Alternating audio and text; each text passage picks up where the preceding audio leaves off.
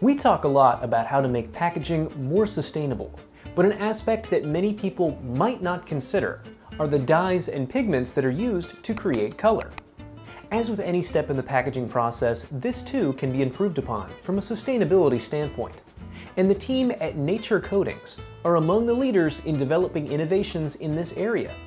We sat down with Jane Palmer, founder and CEO of Nature Coatings, to learn more about the ways in which sustainable dyes and pigments can help the packaging industry, and how they've been able to transform common wood waste into a better performing black pigment.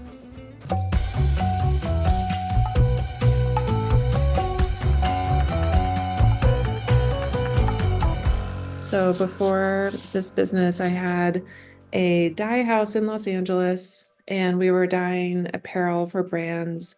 And very long story short, we were using existing plant and insect-based dyes that have been around for thousands of years, found in King Tut's tomb. The Mayans were using them, very romantic, beautiful stories, but very poor performing, very expensive, use a lot of water. And I saw that there was a demand for something like this in the marketplace, but this was not the correct product or type of dye or pigment to really scale and make an impact. So I had a, crazy idea that I could essentially invent a modern day bio-based pigment that would be high performing and cost competitive. There's often a lot of industry in lower income parts of the world, including the US. And that industry is often polluting, and it's causes all kinds of problems for the environment and the health of the community of people living and working there. And I just feel so strongly that we don't need to compromise our health or our environment to have the color black. Like, that just makes absolutely no sense to me. And so it was really important to me to create something that is healthier for people who are actually using and making this pigment. It doesn't contain any carcinogens. I just feel that everybody should have access to that type of healthy product and chemical and manufacturing. And that's through the entire supply chain. So it begins with the people who are making the products and then applying the products, and then the consumers who are touching them with their hands every day, and then also end of life. So to me, it was super important to make something that was cost competitive, because of course that's where the barriers are, and we've done that. So we've made something that can be adopted in a lower priced item, all the way through having the performance to also work in luxury, essentially. We have developed a new product line under the title Bio Black, and it's a new black pigment made from wood waste. So it's an alternative black pigment, and it's all coming from FSC certified wood waste, which is super important because that means it's fully traceable. We know the exact forest it's coming from. It's actually within about 60 miles of our manufacturing plant in the Southeast. And the wood goes to a lumber or paper mill. Their waste goes to a low value chipboard maker, something like that. And then their waste is usually burned and landfilled. And we step in before it's burned, and we're able to use that as our feedstock for our pigment. And so we've developed a proprietary process to transform that wood waste into a black pigment. The entire process is carbon negative, so that's a huge selling point for us. And the pigment itself does not contain any carcinogens like PAHs, benzene, that are found on many petroleum-based black pigments. The pigment itself is very high performing. We've passed automotive testing, for example, so it doesn't fade or change color in the sun, and it's price competitive.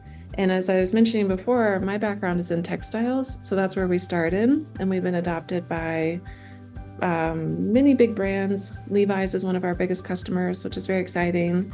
But we're also discovering now, and over the last couple of years, that our pigment is suitable for almost any application where black pigment is being used in specialty ink applications.